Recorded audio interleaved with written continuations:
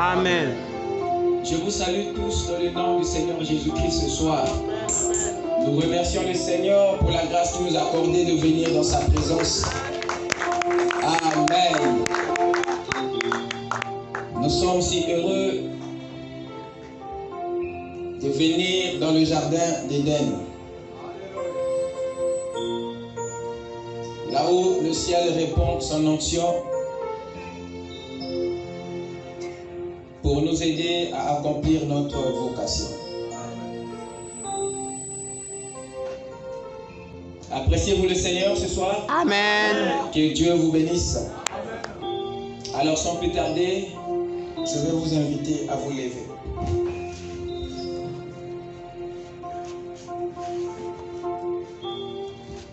Nous allons lire dans 3 passages.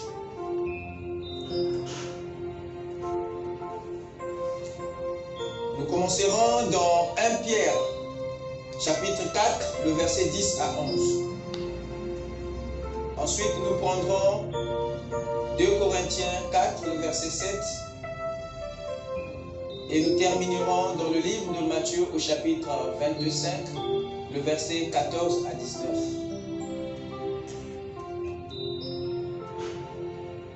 1 Pierre 4, rapidement. Comme de bons dispensateurs des diverses grâces de Dieu, que chacun de vous mette au service des autres le don qu'il a reçu. Si quelqu'un parle, que ce soit comme annonçant les oracles de Dieu. Si quelqu'un remplit un ministère, qu'il le remplisse selon la force que Dieu a, que Dieu communique, afin qu'en toutes choses, Dieu soit glorifié par Jésus-Christ, à qui appartiennent la gloire et la puissance au siècle des siècles. Amen. Amen. Avec nos têtes inclinées. Seigneur notre Dieu, nos cœurs, Seigneur, se sont inclinés en signe d'humilité, Seigneur, parce que tu es le seul véritable Dieu qui mérite d'être couronné, qui mérite, Seigneur, ô Dieu, d'être établi dans les lieux élevés. Seigneur, il est dit dans ta sainte parole que tu es obligé de courber ta tête pour regarder les cieux. Ô Dieu Tout-Puissant, nous te sommes reconnaissants, Seigneur, et nous sommes contents de t'avoir comme Dieu et Seigneur. Merci, Seigneur, ô Dieu, de nous avoir arraché cet après-midi des tourbillons d'activité, de nous avoir amenés à cet endroit, Seigneur, pour recevoir la fraîcheur de l'éternité. Seigneur, tu sais, ô Dieu, il y a des manquements en nous, raison pour laquelle, Père, nous sommes venus auprès du grand médecin. Seigneur, regarde-nous au travers de ton sang et accorde à chacun, Seigneur, le désir de son cœur. Puissent les malades être guéris, Seigneur. Puissent les affligés être consolés. Puissent les rétrogrades, Seigneur, être ramenés à la vie. Les morts ressuscités. Les perdus sauvés. Laisse que la puissance de la résurrection, Seigneur, descende à cet endroit et parcourt nos cœurs. Ne nous laisse pas repartir, Seigneur, de la manière que nous sommes venus. Donne à chacun, Seigneur, une grande portion de toi, afin que, Père, l'humain puisse décroître et la divinité puisse croître en nous. Seigneur notre Dieu, nous t'invitons, Seigneur. Nous t'invitons, oh Dieu, à entendre le cri le plus enfoui, Seigneur, introduire tes enfants dans le jubilé. Car toi seul, Seigneur, peut exaucer. Toi seul peut changer. Toi seul peut transformer. C'est pourquoi, Père, nous nous remettons à toi comme de l'argile, Seigneur. Toi, le maître potier, donne-nous une forme qui te plaît, Seigneur. Ne nous laisse pas être dominés par le mal, mais laisse, Seigneur, oh Dieu, que le bien, le Saint-Esprit puisse dominer sur nous, afin qu'à nouveau, Seigneur, chacun repart dans son mandat, Père. Bénis ta parole, Seigneur. Viens la révéler pour nous, afin que l'amour pour toi puisse grandir et que chacun de nous, Seigneur, puisse immerger dans l'entité la plus élevée, qui est la parole. Car c'est dans le nom de Jésus-Christ que nous t'avons imploré ces bénédictions pour chacun de nous ici présents. Amen. Je vous prie de vous asseoir pendant que nous ouvrons dans 2 Corinthiens 4, le verset 7.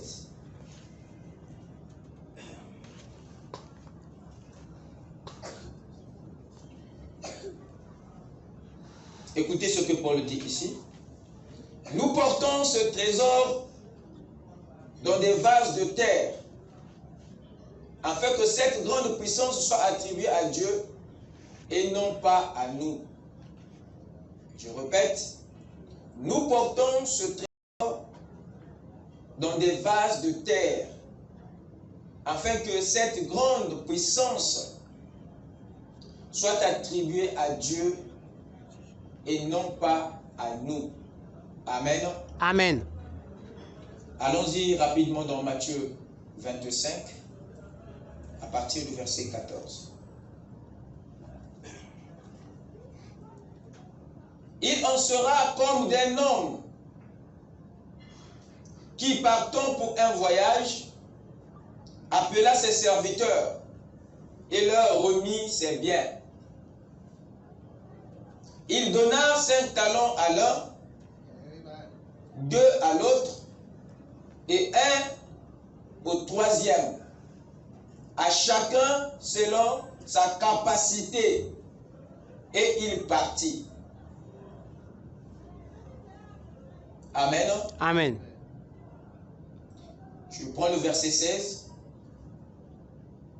Aussitôt, celui qui avait reçu les 5 talents s'en alla, les fit valoir, et il gagna 5 autres talents.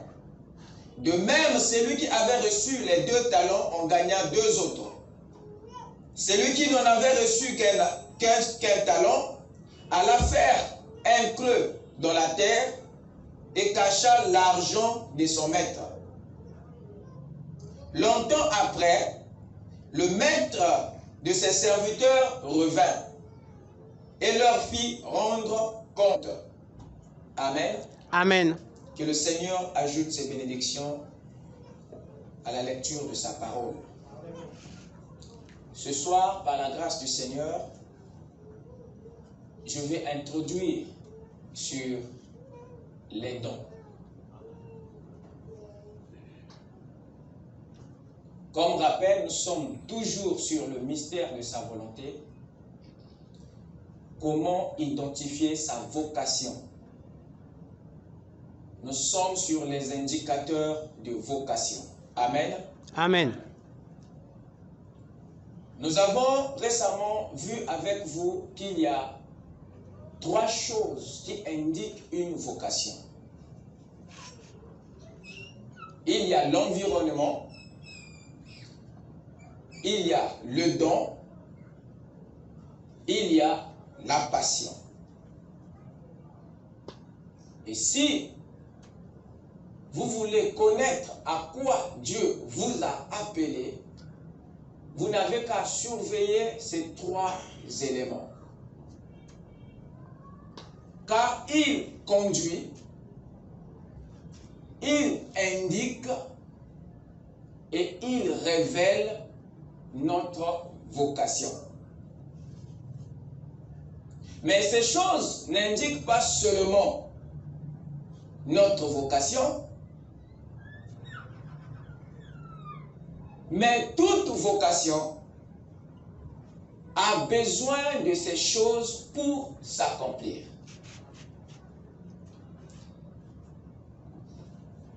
Une vocation a besoin d'une passion pour s'accomplir. Une vocation a besoin d'un don pour s'accomplir. Une vocation a besoin d'un environnement pour s'accomplir. Et nous voyons que ces trois éléments nous aident non seulement dans l'identification de la vocation, mais aussi dans l'exécution, dans l'accomplissement de notre vocation. L'environnement, c'est ce qui nous entoure. Cette atmosphère qui nous influence de l'extérieur vers l'intérieur. Mais le don, lui,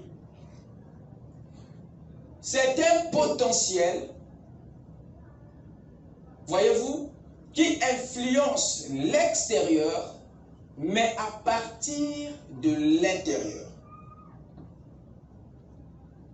Vous êtes avec moi? Amen. Il y a l'environnement, lui qui est une atmosphère, qui nous influence de l'extérieur vers l'intérieur. Là où se trouve votre don. Mais le don, lui, il est ce potentiel qui se trouve au-dedans de vous et qui exerce une influence à l'extérieur, c'est-à-dire dans votre environnement, mais à partir de l'intérieur. Nous devons savoir que Dieu nous a tous donné un don.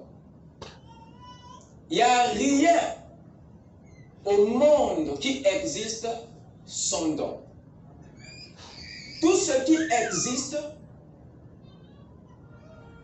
existe avec un don.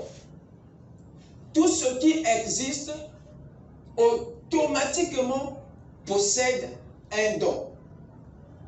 Que vous le sachiez ou non, il y a un don dans chaque créature. Amen. Il y a un potentiel dans chaque élément de la nature. C'est nous plutôt qui sommes aveugles à cela.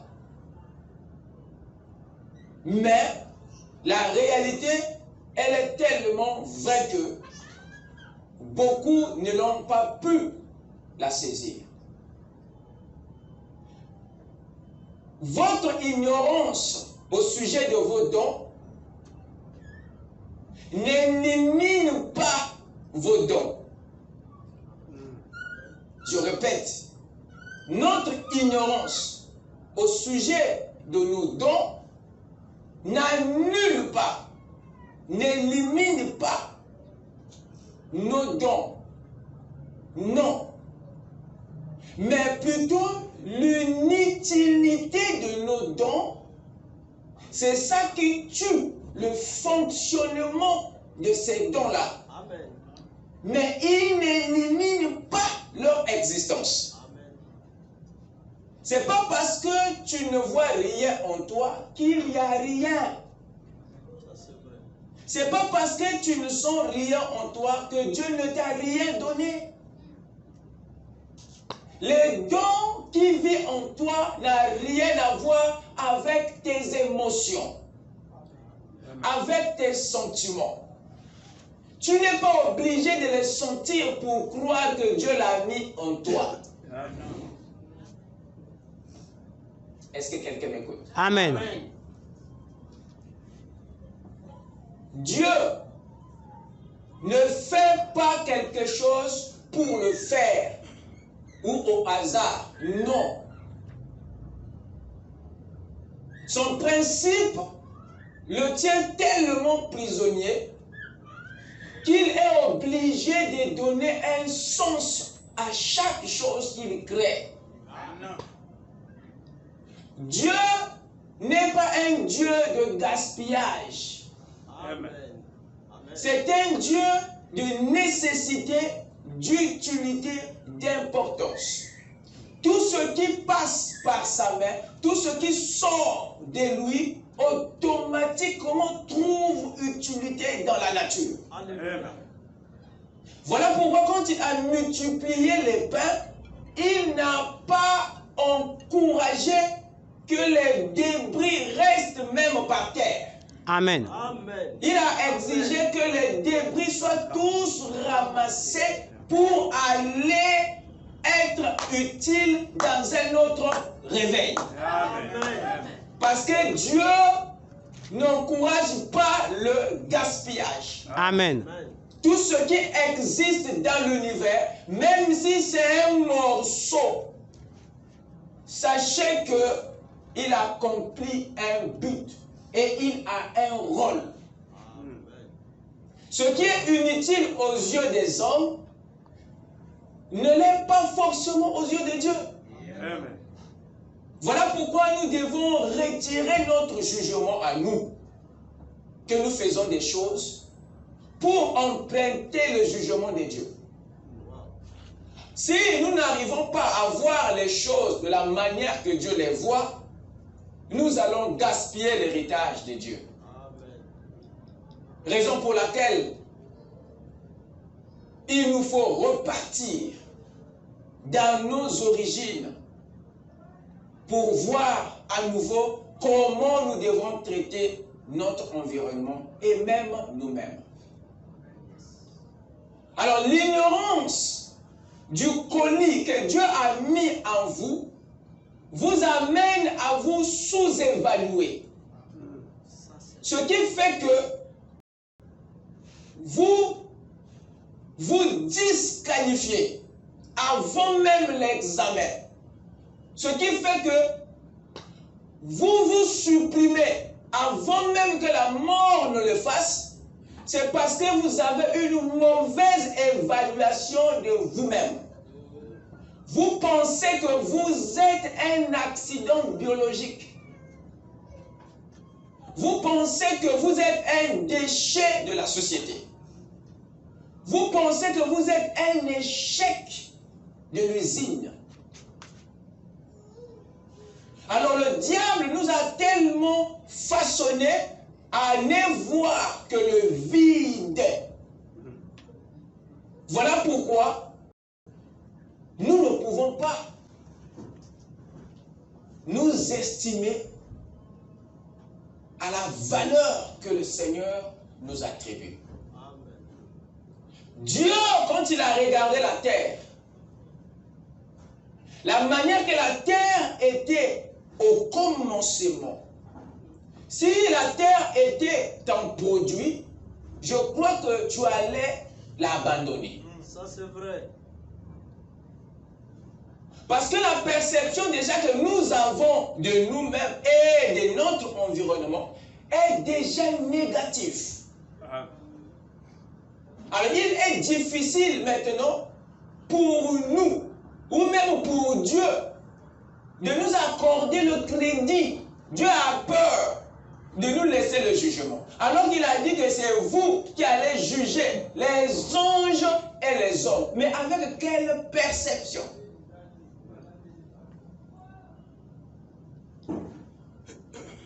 Il a dit dans la parole, tu aimeras ton prochain comme tu t'aimes toi-même. Ce qui je vais te dire que si tu ne t'aimes pas d'abord toi-même, tu ne peux pas aimer l'autre. Amen. L'amour de l'autre n'est que le reflet de l'amour que tu as envers toi-même. Tu ne peux pas aimer ton prochain si tu ne t'aimes pas toi-même. Voilà pourquoi il a dit, aime ton prochain, comment? Comme tu t'aimes toi-même. Ça veut dire que tu dois avoir une bonne appréciation, une bonne image de toi-même pour que tu puisses la voir pour l'autre. Amen. Donc si tu ne te vois pas toi-même, comment tu vas voir l'autre? Voilà pourquoi Dieu jusqu'à aujourd'hui traîne de donner le jugement à l'homme. Il craint que tu puisses mal analyser, mal juger, mal apprécier. Voilà pourquoi il nous amène à la découverte de nous-mêmes. Il faut que tu ailles à la rencontre de toi-même. Une fois que tu auras rencontré toi-même, ta vraie personnalité, alors un déclic se passera. Dieu te fera maintenant confiance pour regarder l'extérieur. Amen. Amen. Amen. Il n'y a rien qui soit venu dans le monde vide. Dieu a chargé tout ce qu'il a créé. Même le vide est rempli de quelque chose. Quand on vous dit non, il y a le vide. Non, c'est faux. Dans le vide, il y a l'air. Amen. Amen. Dans le vide, il y a des particules.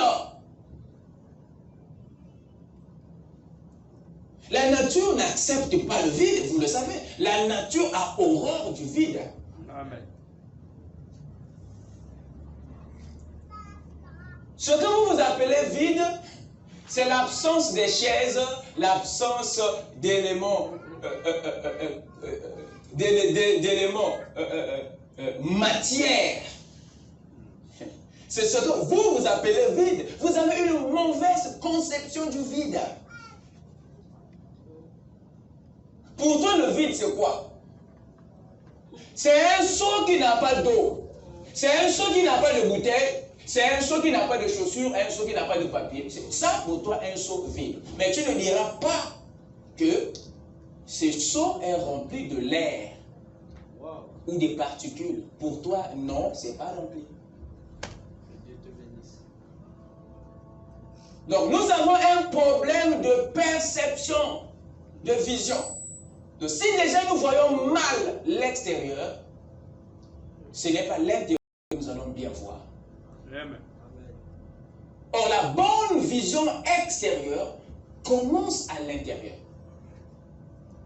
Il faut que chacun découvre, se rende compte qu'il n'est pas né vide. Amen. Vous êtes né avec quelque chose. Que vous devez livrer. Ce que Dieu vous a chargé, vous ne devez pas repartir avec, à l'exception d'une seule chose, le caractère. Amen. Mais le don, tu dois nous le déposer. Chaque créature de l'espèce est née au monde enceinte de quelque chose. Dites Amen. Amen. Et vous devez accoucher ça. Vous devez libérer le colis que le Seigneur vous avait chargé depuis l'éternité.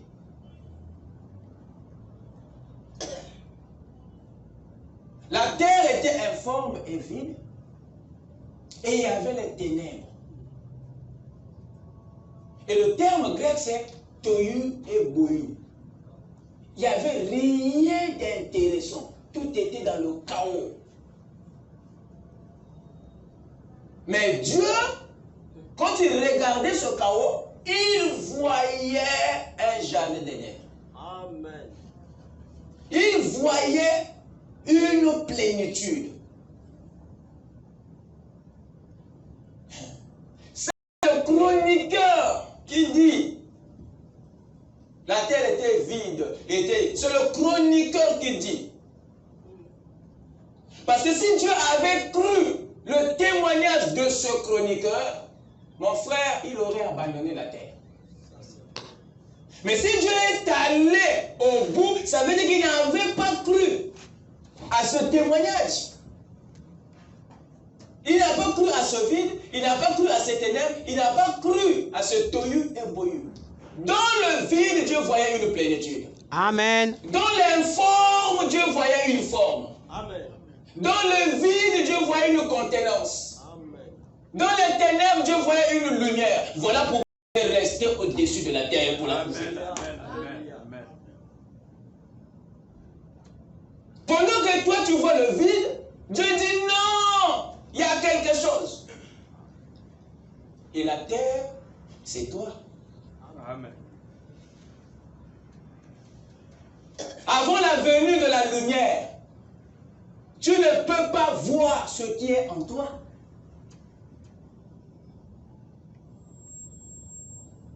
C'est difficile de croire que en moi, il y a une forme. Dans mon vide, il y a une plénitude.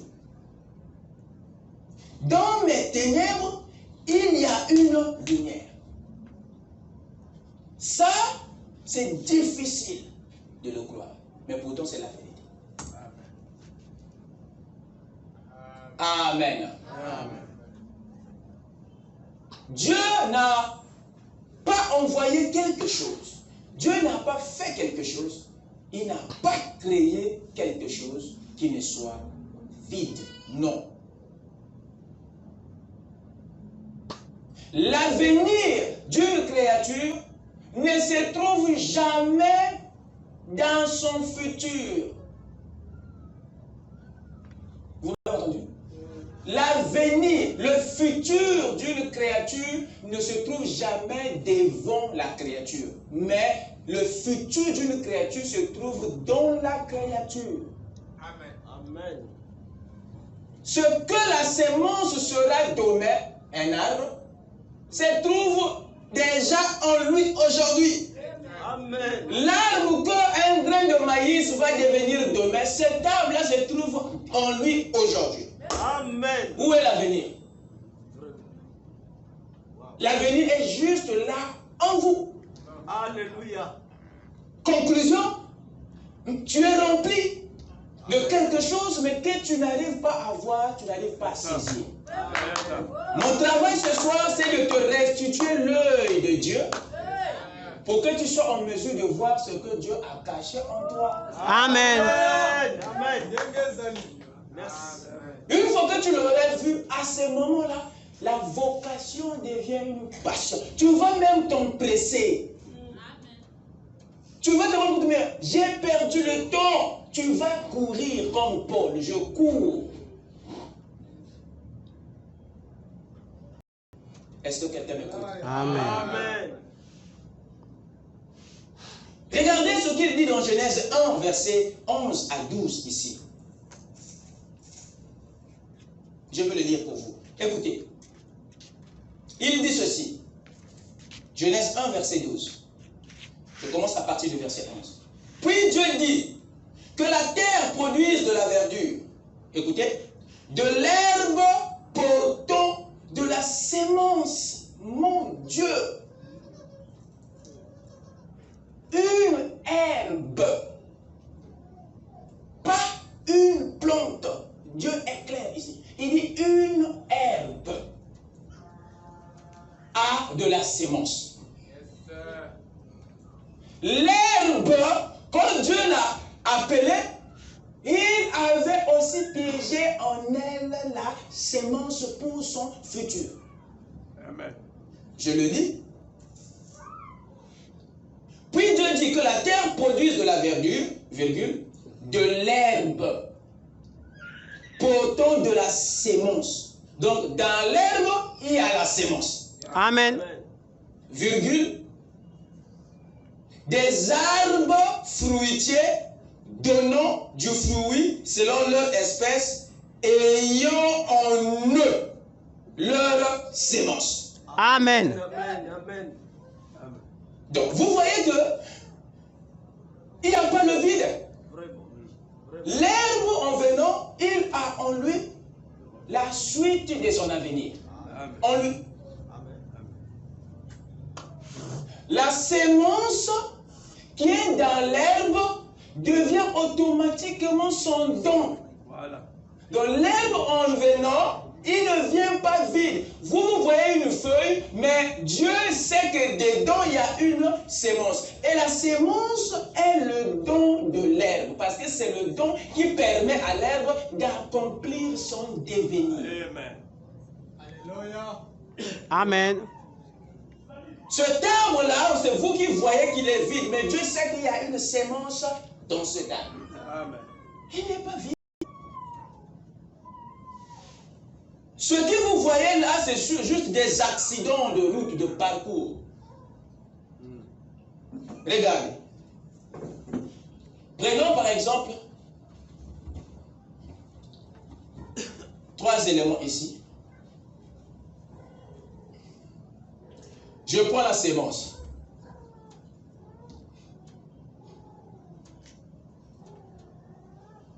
Je prends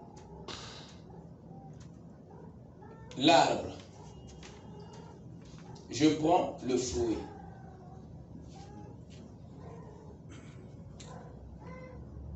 Ces 3 éléments que je viens de vous présenter obéissent à la même loi. Dans la sémence, il y a un arbre. Vous êtes d'accord avec moi? Amen. Et dans l'arbre, il y a les fruits. Amen. Amen. Et dans le fruit, il y a à nouveau la sémence. Amen. Amen. Amen. Conclusion, rien ne naît vide. Amen. Amen. Amen. Même là où vous pensez qu'il n'y a rien au-dedans, il y a quelque chose dedans. Amen. Chaque chose que Dieu crée, il le crée avec un don. Amen. Alors, vous allez me dire que cette herbe, cette sémence, cet arbre et ce fruit est plus important pour vous pour que toi tu naisses sans don. Amen. Wow. Si Dieu a donné un don à la sémence qui est l'arbre, si Dieu a donné un don à l'arbre qui est le fruit, si Dieu a donné un don au fruit qui est la sémence, en venant sur la terre, et c'est toi qui es créé à son image et à sa ressemblance, qui n'a pas un don. Alléluia. Merci. Amen.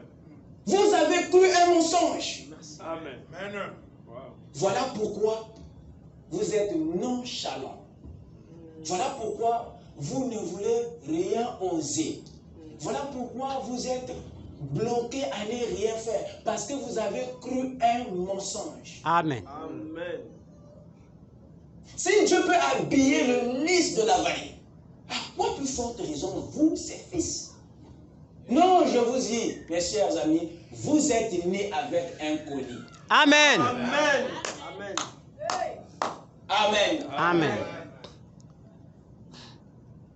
C'est toi qui penses que moi aussi, tu as un don. Le problème, c'est que tu es aveugle simplement à cela. Le problème est que tu ne le perçois pas. Mais ça ne veut pas dire que le don là n'existe pas. Non. Amen.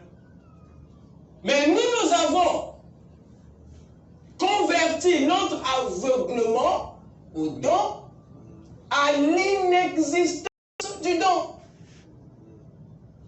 Je reviens. Le fait que tu ne le vois pas, ça ne veut pas dire qu'il n'y en a pas. Il y en a, mais c'est ton œil qui est malade. Amen. Voilà pourquoi, par la grâce du Seigneur, nous allons tous recevoir des colis. Amen. Comme le Saint-Esprit l'a dit à Laodicée, qui est aveugle, il faut que nous achetions de lui un collier pour que notre œil s'ouvre. Et le véritable collier de Dieu pour nous aujourd'hui, c'est le Saint-Esprit. C'est l'Esprit de Dieu qui amène la révélation. C'est l'Esprit de Dieu qui amène la lumière. C'est l'Esprit de Dieu qui amène la vision. Je répandais mon esprit sur toute chair, sur toute chaise. Vos fils et vos filles prophétiseront. Les jeunes auront des visions et les vieux auront des songes. Amen. Amen. Quelle vision le Saint-Esprit amène? C'est la vision au sujet de ces choses. La vision au sujet de la volonté de Dieu. Parce que c'était un mystère que l'Église n'arrivait pas à percer. Amen. C'est très important, mes chers amis. Personne n'est né vide. Nous sommes tous nés remplis de quelque chose. Amen. Dans le but de repartir après l'avoir offert. Donc tu détiens quelque chose qui nous appartient. Le don que Dieu a mis en toi ne t'appartient pas. Et tu passeras au jugement si tu repars avec.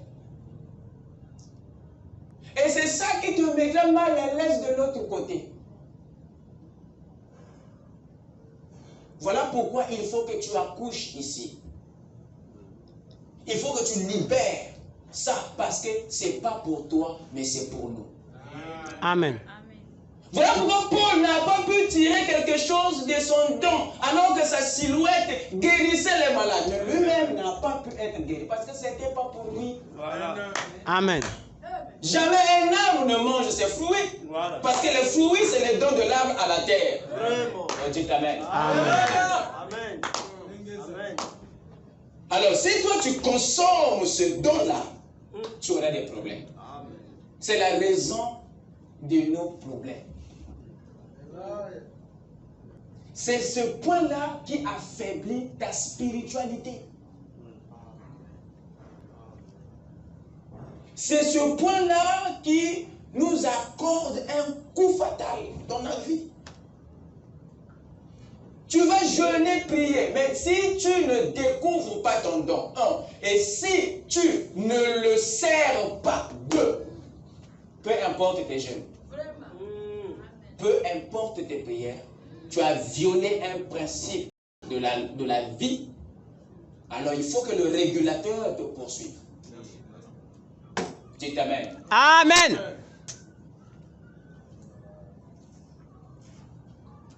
Il y a une grande différence entre une vie religieuse et une vie spirituelle. Amen. Amen. Moi, je ne vous apporte pas la religion. Moi, je vous apporte la spiritualité. Amen. La religion, c'est le système de l'Église. Mais le royaume, c'est le système de Dieu. Amen. Dans le royaume, il n'y a pas la religion. Dans le royaume, il y a une relation. Amen.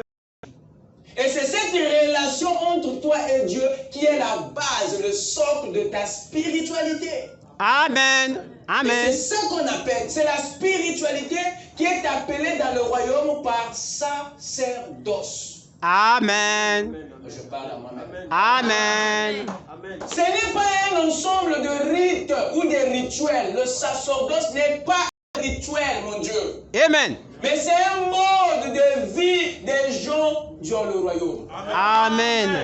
Et Dieu veut que cette culture du royaume, vous puissiez la répandre sur la terre. Et c'est ça qui est un sacerdoce royal, c'est-à-dire le mode de vie des fils du roi. Amen. Sacerdoce royal, c'est-à-dire le mode de vie du roi, qui est celui des princes et des princesses. Amen. C'est plus attaché à la vie qu'à un rite ou à un slogan. Amen. Alors, je pense qu'il faut un nettoyage. Amen. Amen. Amen. Voilà pourquoi les choses saintes là, on est fâché quand les mains impures les touchent. Parce qu'on apporte une mauvaise interprétation. Voilà. Et les choses saintes, vous les mangez dans des endroits souillés, c'est pas bon. Amen. Amen. La spiritualité, il faut que l'Église sorte de la religion. Frère Branham a combattu la religion toute sa vie. Quand il parle des organisations, c'est la religion. Amen. Vous pensez que c'est quoi? Voilà. Quand il parle de l'organisation, Frère Branham ne parle pas de l'ONU. Il ne parle pas de PAM. Il ne parle pas de l'UNICEF. Amen. Je répète, quand Frère Branham parle des organisations, il ne parle pas Voilà. de programme alimentaire mondial Voilà. ou de HCR, je ne sais pas comment vous appelez ça. Il parle des clubs religieux, des églises. Amen. C'est eux des organisations. C'est le système religieux. Dites Amen. Amen. La religion n'a jamais produit des croyances spirituelles. Non. Amen. C'est le royaume qui produit des croyances spirituelles. Amen. Voilà pourquoi nous prêchons le royaume.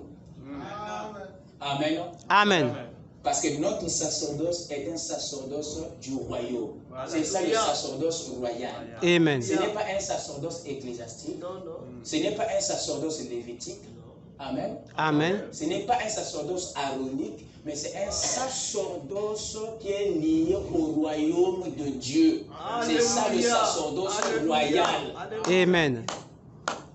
Et Melchisedec était descendu pour rencontrer Abraham, pour lui donner les prémices de ce sacerdoce. Abraham a goûté à la révélation du royaume. Melchisedec lui a donné le pain et le vin. Amen. Il dit, goûte un peu pour que tu dises à tes enfants à quoi ressemble mon sacerdoce. Alléluia. Amen. La parole. Et quand il a goûté, Lévi Wow.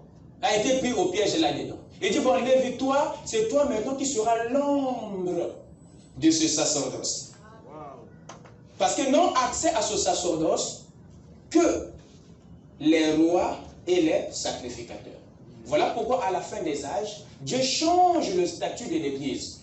Nous ne sommes plus une Église de façon officielle, mais il dit, il a fait de nous un royaume. Amen. Amen. Notre statut change. Amen. Parce que c'est ce que Dieu a toujours poursuivi dès le départ. Ça, c'est vrai. Adam était dans un royaume. Adam n'était pas dans une religion. Parce que quand Dieu lui dit de dominer, ça, c'est pas en rapport avec la religion, c'est en rapport avec le royaume. Amen. Amen. Amen. On aura tout le temps de parler du royaume. On n'est pas là-bas, mais c'était juste une parenthèse. Amen. Amen. Alors, remarquez. Donc, il y a en chacun de nous un don, un potentiel qui nous permet de résoudre les équations de la vie.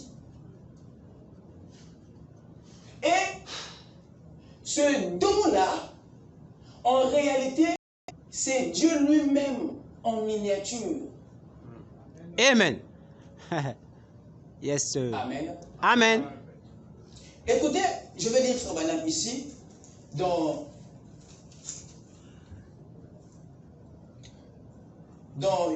la prédication. J'avais entendu, mais maintenant j'ai vu. Paragraphe 82. Il dit ceci. Il parle de Job ici. Il dit, il avait un canal de communication vers Dieu. Qu'il avait reçu par inspiration. Il avait un moyen de s'enlever du chemin et de laisser Dieu entrer.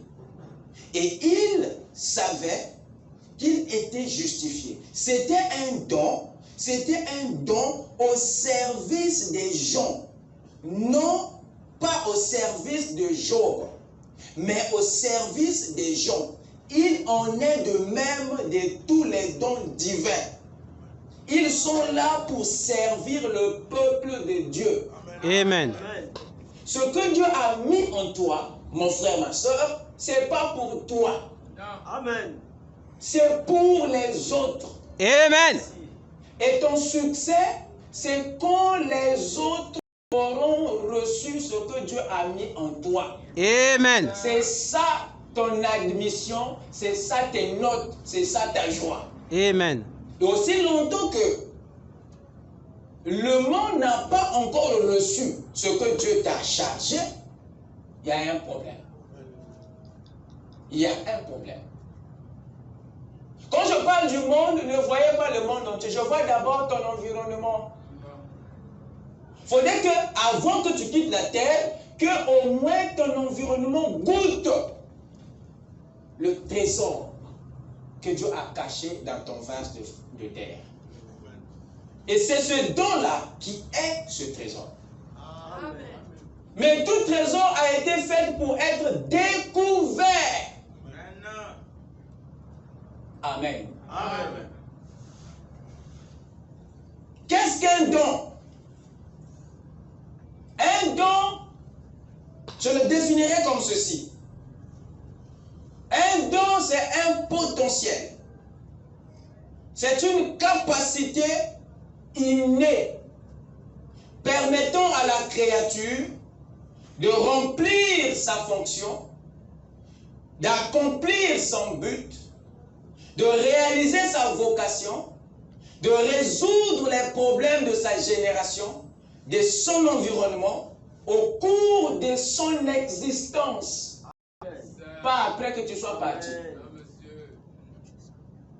Le don t'a été donné pour résoudre les problèmes au cours de ton existence. Oui, monsieur.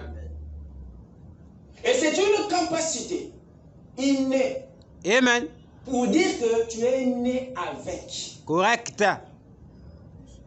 Tu es né avec une chose que tu n'as pas encore découvert, que tu n'as pas encore utilisée, que tu n'as pas encore raffiné, que tu n'as pas encore délivré, que tu n'as pas encore servi. Or, ton ministère consistera à la découverte de cela et au service de ce don. Amen. Alors, ceci attribue à chacun un ministère. Amen. Amen. Amen. Frère Madame dit ceci, dans la sémence de discours, paragraphe 12. Vous savez, les dons et les appels sont sans repentir.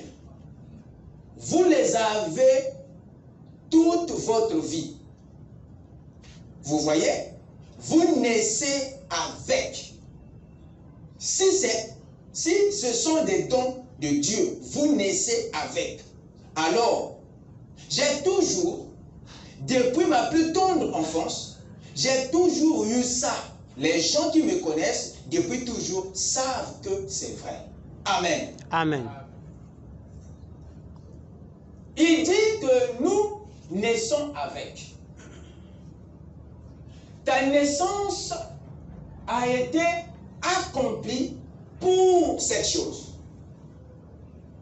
Dieu nous a expliqué ce concept en nous parlant simplement de son prophète. Ta naissance étrange est que tu es né pour apporter un don à l'humanité. Et le prophète et les personnages de la Bible ne sont pas les seuls qui sont nés pour apporter un don. Chacun de nous, y compris l'herbe de la nature, a un don. Amen. Alors le don fait trois choses dans la vie de celui qui le détient. J'aimerais que vous le notez, si vous avez la possibilité. Premièrement, le don te fait distinguer. Suivez-moi attentivement. Ce soir, j'ai dit que je vais introduire. Le don te fait distinguer des autres. C'est très important. Il te sépare du commun. C'est ce que fait le don. Il te rend différent. Amen. Vous savez pourquoi? Parce que Dieu n'aime pas la copie. Amen. Dieu aime l'authentique. Amen. Frère Branham dit, pourquoi vous cherchez des à peu près, alors que le royaume est rempli des choses authentiques? Amen. Le seul moyen, mon frère bien-aimé, ma soeur, pour que Dieu te rende spécial, authentique, particulier, singulier, original, le seul moyen pour lui, c'est de te donner quelque chose de différent. Amen. Et le don, c'est ça qui fait de toi une créature unique. Le don fait que tu ne sois pas une copie, le don fait que tu sois un original. Une créature authentique, spéciale, unique à son genre. Oui, monsieur. Parce qu'il y a des choses que tu es appelé à faire, à résoudre. Il n'y a que toi seul qui le fera mieux. Amen. Amen. Amen. Le don, Dieu t'a piégé le don en toi. C'est pour ta spécialité. C'est pour ta singularité. C'est pour ton authenticité. C'est pour ton originalité. Ce qui fera que, même si tu essaies d'imiter, tu finiras par être toi-même. Amen. Correct. Tu finiras par revenir sur toi-même. Parce que tu n'es pas fait pour être moi. Amen. Je ne suis pas fait pour être le pasteur lisse. Bien que je peux être comme, mais je ne peux pas être lui. Pourquoi? Parce que le don qu'il a porté dans son vase de terre l'a rendu unique. Amen. Amen. Dites amen. Amen. Que Dieu te bénisse. Ça, c'est ce que fait le don. Et c'est pour la différence. C'est pour Amen. l'originalité que Dieu te donne un don. Pour que tu ne copies pas l'autre. Amen. Alors, si tu n'es pas prêt à t'aimer toi-même tel que Dieu t'a conçu, tu vas imiter et tu vas courir après les autres et tu vas porter l'image des autres pour être quelque chose et quelqu'un. Amen.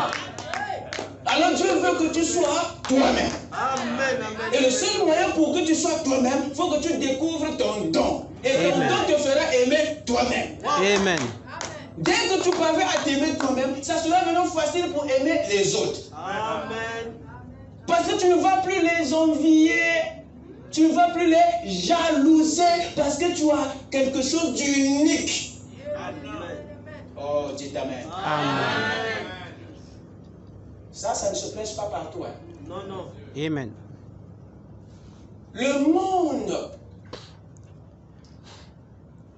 le plus fragile que je n'ai jamais connu, c'est le monde religieux. L'église est pleine des imitateurs que le monde. Alléluia. S'il y a un endroit où il y a plus de complexés ou de complexes sur la terre, c'est dans la religion. Amen. Pourquoi? Parce que ce point-là n'a pas été traité. Ça, c'est vrai. Alors que c'est l'église qui a pourtant reçu le plus de dons, mais c'est le secteur qui souffre le plus de ce complexe. Alléluia. Amen. Amen. Les gens courent après l'image de quelqu'un d'autre. Voilà pourquoi il veut chercher à être comme Michael Jackson, il va chercher à être comme Fubu, il va chercher à être comme Nike. On porte même l'image de quelqu'un d'autre parce qu'on n'a pas une identité. Alors on emprunte celui de quelqu'un d'autre pour être quelque chose.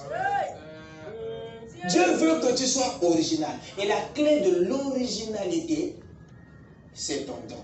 Amen. Amen. Amen. Et le don te rend unique.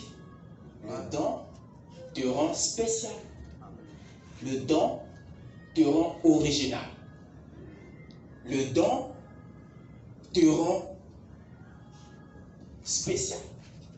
Le don met fin à la convoitise, au complexe, à la jalousie. Le don met fin à ça. Tu vas sombrer dans le complexe, dans la jalousie, aussi longtemps que tu n'as pas encore découvert ta particularité. Amen. Mais dès que tu le découvres, c'est fini. C'est fini.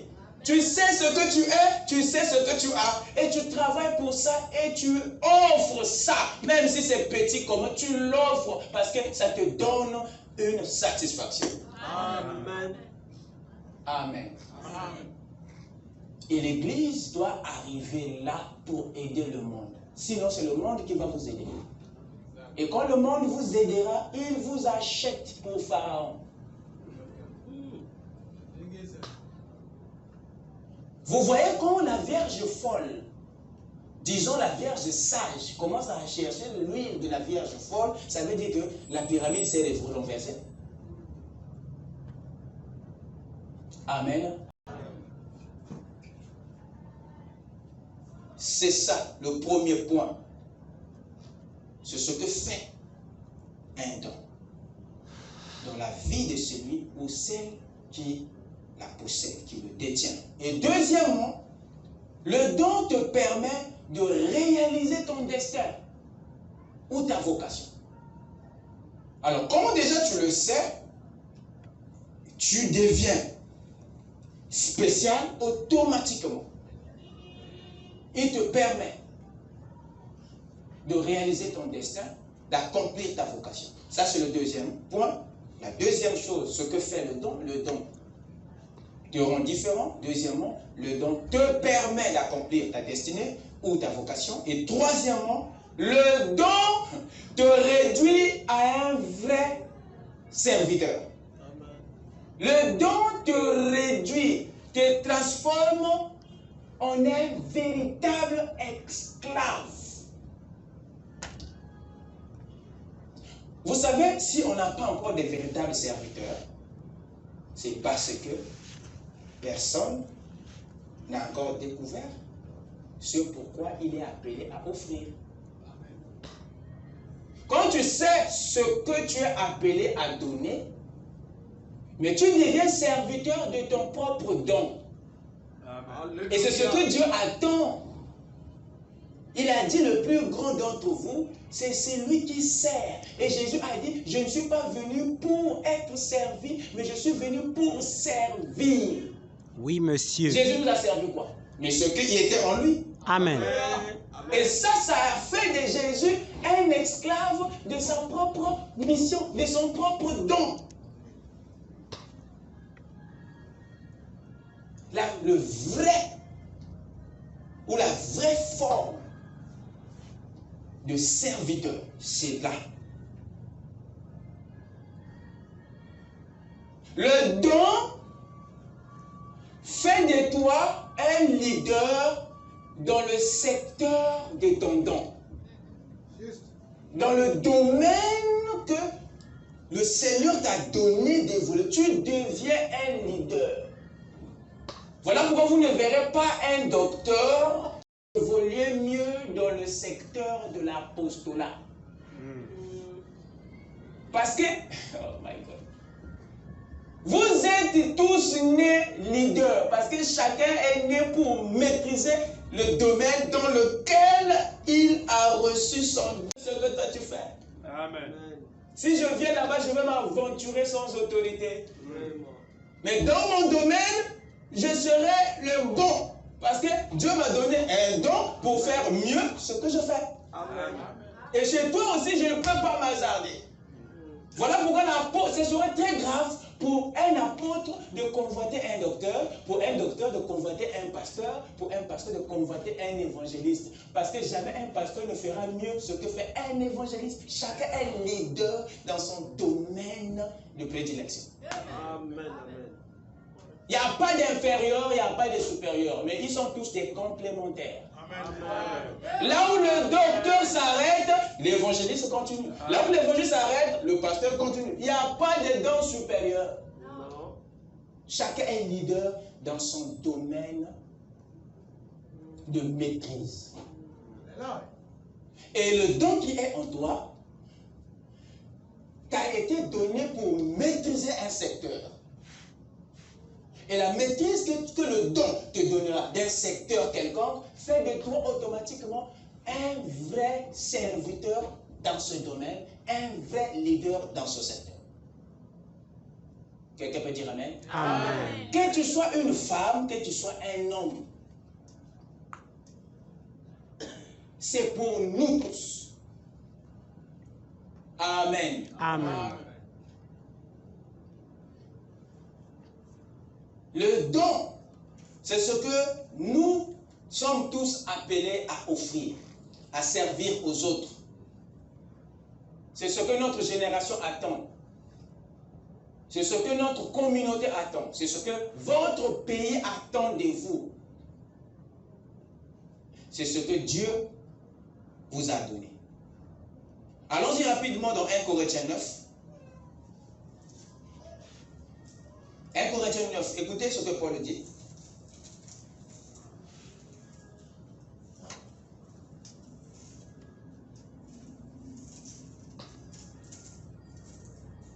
« 1 Corinthiens 9, verset 16. Ainsi donc, cela ne dépend... Si j'annonce l'évangile, ce n'est pas pour moi un sujet de gloire, car la nécessité m'en est imposée. Yeah. Paul est en train d'exprimer ici une contrainte pour montrer que le don qu'il a reçu, ce n'était pas pour lui. Amen. Et malheur à lui s'il ne le délivre pas. Amen. Parce que dès que tu reçois un don, tu deviens esclave de ce don. Amen. C'est le seul moyen pour toi d'être un vrai serviteur aux yeux de Dieu. Amen. Amen. Amen. Parce que ça, c'est un principe qui est en Dieu lui-même. Dieu ne nous a pas donné un déchet dans son économie. Il nous a donné le meilleur de lui-même. Dieu a tellement aimé le monde et qu'il a donné. Amen. Amen.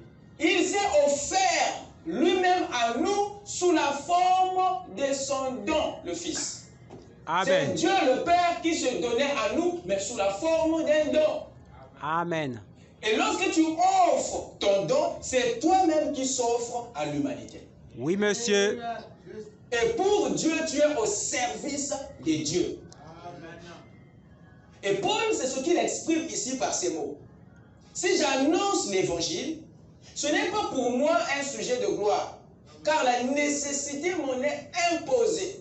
Et malheur à moi si je n'annonce pas l'évangile.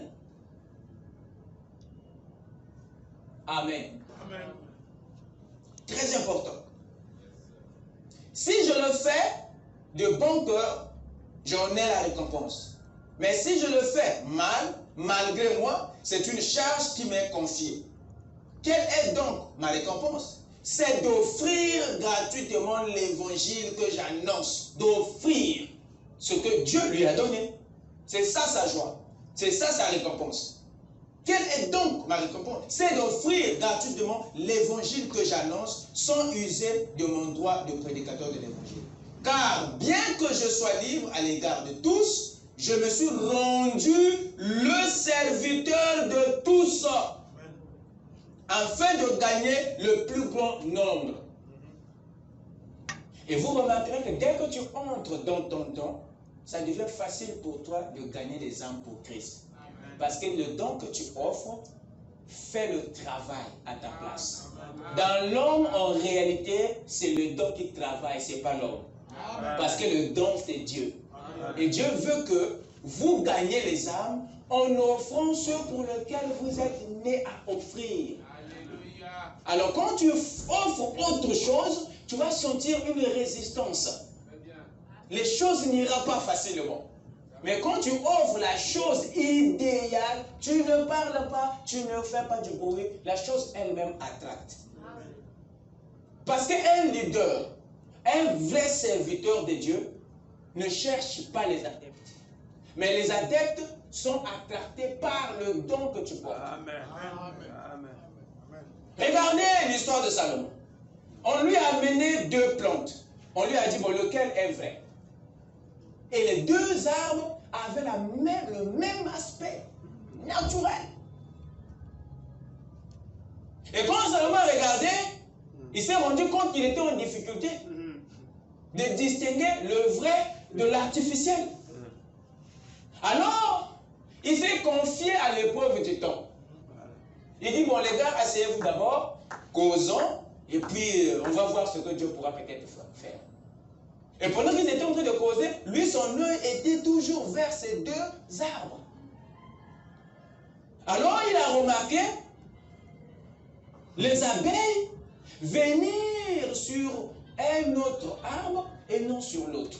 Il a remarqué ça, automatiquement, il a compris que un abeille ou une mouche ne suivra que l'authenticité dans quelque chose. Il ne suivra que le naturel, donc le spécial. Et quand il a vu l'abeille aller se poser sur celui qui était de l'autre côté, il a dit, les gars, la question que vous venez me poser là, j'ai la réponse. Il dit, c'est quoi? Il dit, c'est l'arbre qui est de tel côté, c'est lui qui est l'original. Ils ont dit, mais bingo, mais comment tu as su? Il dit, c'est la nature qui m'a aidé. Amen.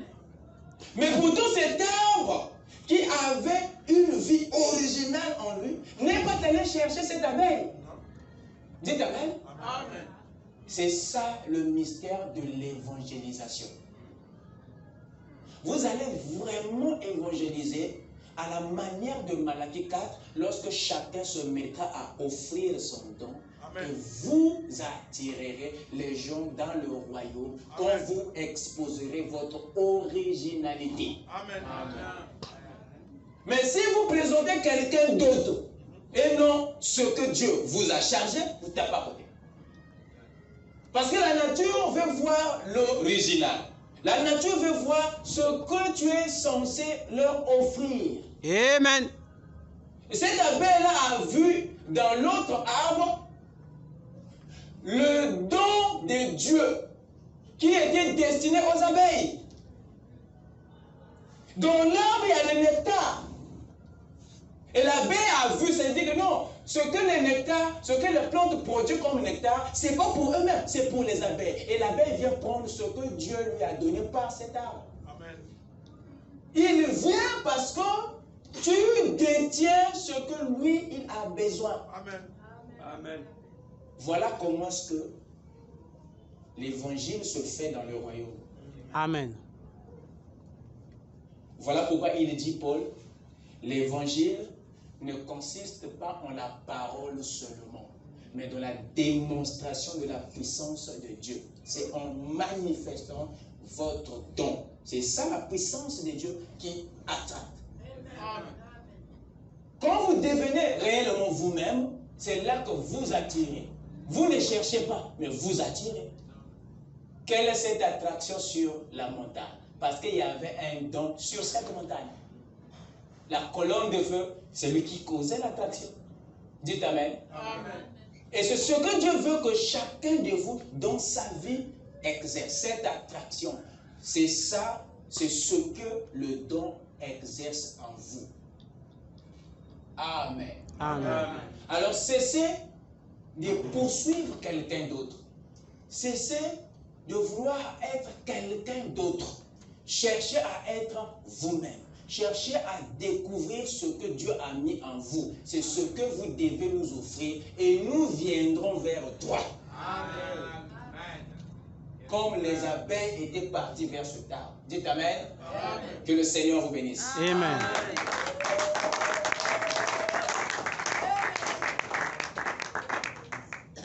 Amen. Amen. C'est cela le ministère. Lèvons-nous. Lèvons-nous.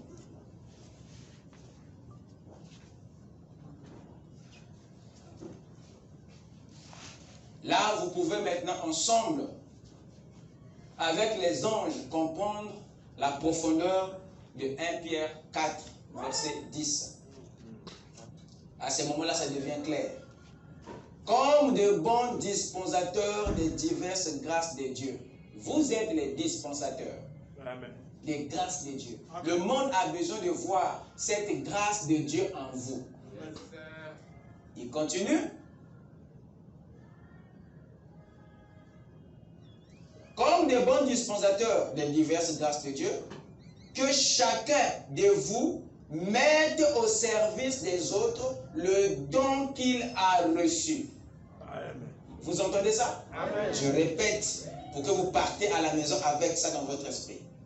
Comme de bons dispensateurs, qui, nous, toi et moi, nous sommes des dispensateurs, mais les bons. Parce qu'il y a des dispensateurs, il y a des faux dispensateurs et il y a des bons. Mais les bons, qu'est-ce qu'ils font? Eux, ils répandent la grâce de Dieu au monde comme des bons dispensateurs des diverses grâces de Dieu que chacun de vous mette au service des autres. Donc ton service à toi, ton sacerdoce à toi, c'est d'offrir aux autres le don que Dieu t'a donné. C'est ce qu'il dit. Comme de bons dispensateurs des diverses grâces de Dieu, que chacun de vous mette au service des autres le don qu'il a reçu. Si quelqu'un parle, que ce soit comme annonçant les oracles de Dieu. Si quelqu'un remplit un ministère, qu'il le remplisse selon la force que Dieu a communiquée. Afin qu'en toutes choses, Dieu soit glorifié par Jésus-Christ, à qui appartiennent la gloire et la puissance au siècle des siècles. Amen. Amen. À la fin, quand tu livres la vertu que Dieu t'a donnée au monde, la gloire revient à Dieu et non pas à toi. Alléluia. C'est ça le vrai sacerdoce auquel nous sommes appelés. C'est quand vous arriverez là que Dieu du haut des cieux vous appelle son serviteur ou sa servante. Parce que vous servez à l'humanité quelque chose qu'il a placé en vous.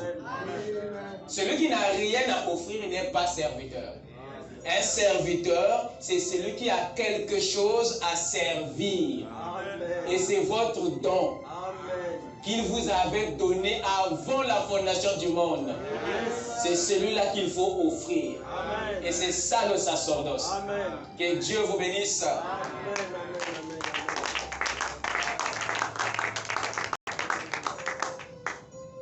Avec nos têtes inclinées.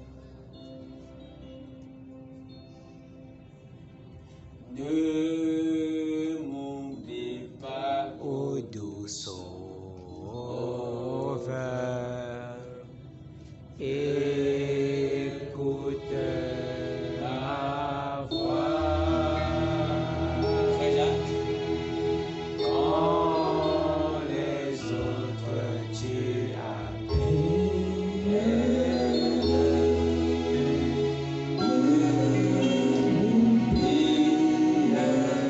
Ô gentil Sauveur, Sauveur, Sauveur, Sauveur, écoutez ma voix, écoutez ma voix quand les autres tu appelleras de m'oublier.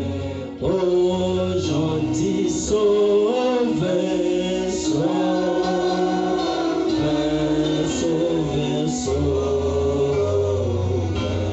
Sauveur, écoutez-moi. Oh, écoutez ma voix quand les autres tu appelleras de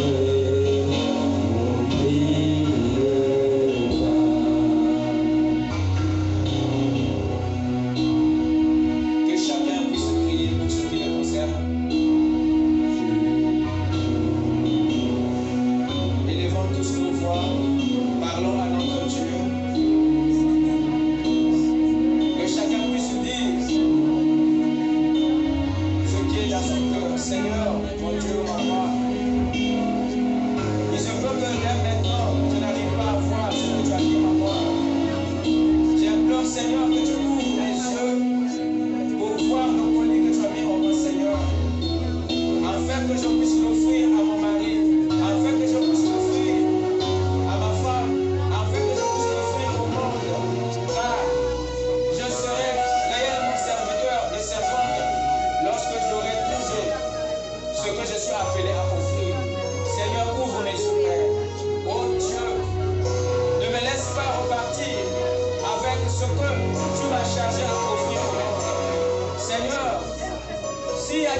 solution que je suis censé donner aux différents problèmes qui frappent la terre, l'humanité. Seigneur, viens me le révéler, oh Dieu, afin que, Père, je puisse marquer ma génération. Je puisse, Seigneur, laisser un monument, Seigneur, à la frontière des temps.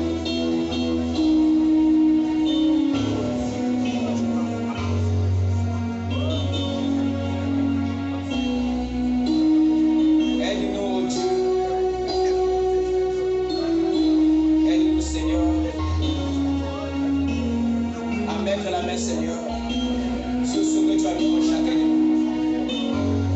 Car tu as dit dans ta parole que chacun doit mettre au service des autres le don qu'il a reçu de toi. Seigneur, viens le révéler pour mes frères, viens le révéler pour ma soeur, viens le révéler à nous, Seigneur. Car de l'autre côté, tu as dit bon et fidèle serviteur. Tu n'as pas dit bon et fidèle chrétien. Tu n'as pas dit bon et fidèle religieux. Mais tu as dit bon et fidèle serviteur. Oh Dieu. Car un serviteur, c'est celui qui a quelque chose à offrir. Seigneur. Amène chacun de nous, Seigneur, à rentrer en lui-même et à voir et à trouver ce trésor, Père. Car tu l'as caché en chacun de nous. Cela n'est pas ailleurs, Père. Que tous, Seigneur, nous devenons comme ce chercheur de Père qui a trouvé un trésor caché dans un champ et qui était allé vendre le reste pour l'avoir. Oh Dieu, ouvre-nous les yeux à voir ce qui est au sous-sol. Ouvre-nous les yeux, Seigneur, à voir ce qui est au souterrain. Ouvre-nous les yeux pour voir ce que tu as caché en nous, Seigneur, et de le prendre et de le servir aux autres pour rendre la vie agréable et que, Père, notre récompense soit certaine. Seigneur, nous voulons être des véritables serviteurs, des véritables servantes, Seigneur. Mais nous devons trouver ce que nous devons servir, ce que nous devons offrir, Père. Donne à chacun une offrande, Seigneur, à te présenter, Père, et à nous présenter au monde. Oh Dieu, il n'y a pas plus meilleur que de donner sa propre vie. Et notre propre vie, c'est le don que tu as caché dans chacun, Seigneur. Permets, Seigneur, à ton peuple de le voir, de le découvrir en chacun de nous. Oh Père.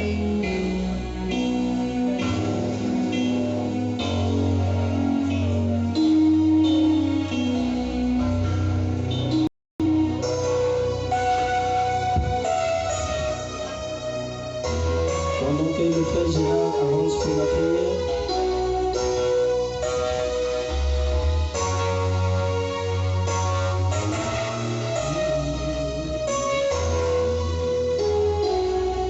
toi, fontaine de mon réconfort, puisque vie pour moi.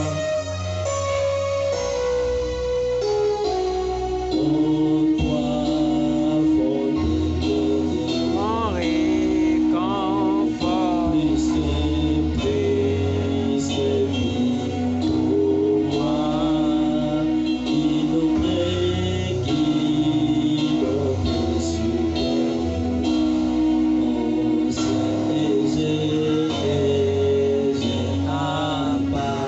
Oh gentil sauveur,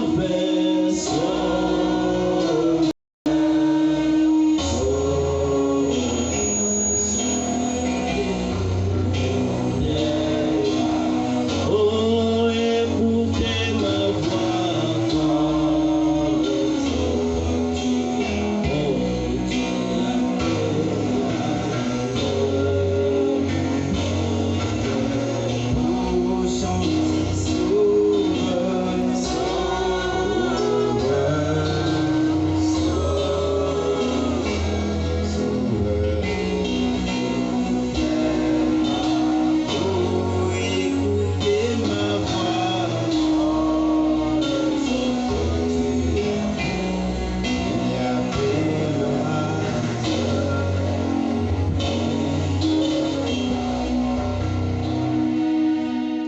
Seigneur Dieu Tout-Puissant, Père Céleste,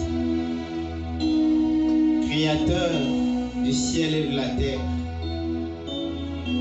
toi qui nous avais prédestinés, Seigneur, dès avant la fondation du monde, et qui nous avait placés, Seigneur, dans le temps. Ô Dieu Tout-Puissant, avec des dents. Mais à cause du péché, Seigneur, tout cela a été bloqué. Le diable nous a fait miroiter autre chose, croyant que, Seigneur, que les dons que nous étions censés faire se trouvaient dans le monde, se trouvaient dans ce que nous étions en train de faire, dans le travail, alors que les vrais dons se trouvaient dans ta parole.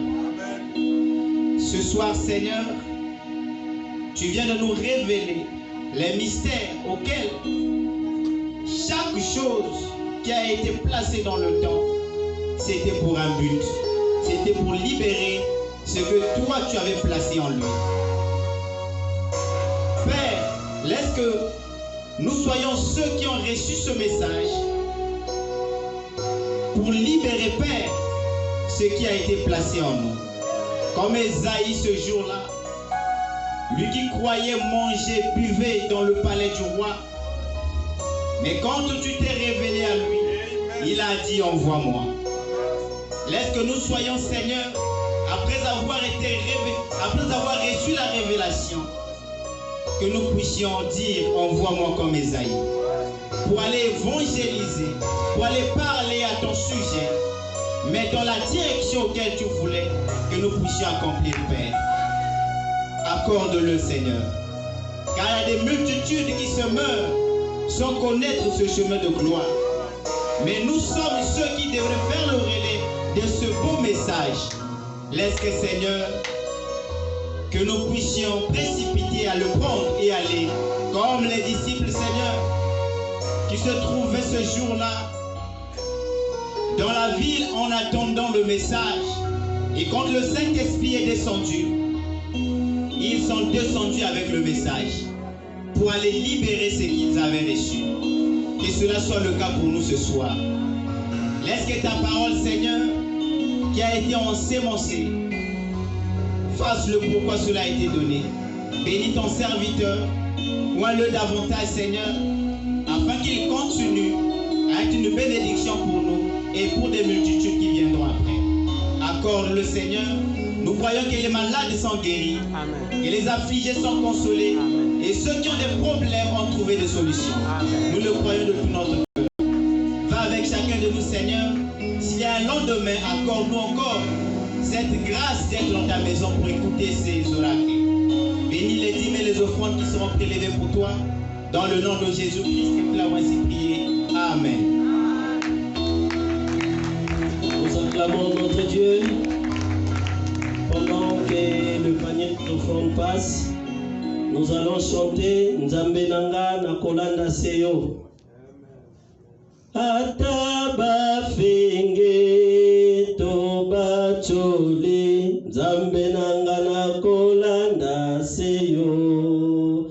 Oh, ataba pasi tona esengo, Nzambe nanga na kolanda. Oh, Nzambe nanga na kolanda, Nzambe nanga na kolanda, oh, Nzambe nanga